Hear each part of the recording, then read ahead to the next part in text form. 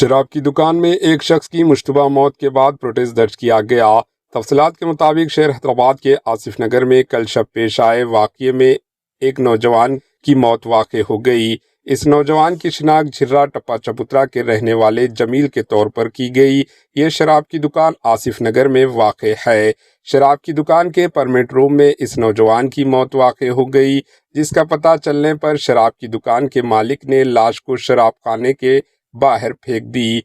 इस वाक़े की इत्तला पर मुकामी मजलिस के कारपोरेटर मौके पर पहुंचकर मुकामी अफराद के साथ मिलकर प्रोटेस्ट दर्ज किया और शराब की दुकान बंद करने का मुतालिबा किया।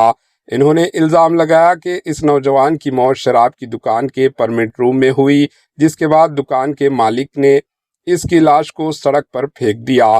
पुलिस ने प्रोटेस्ट दर्ज करने वालों की जज्बात को सर्द करते हुए इस मामले की जांच की कार्रवाई की, जिसके बाद प्रोटेस्ट बंद कर दिया गया। Bureau report, AHN news.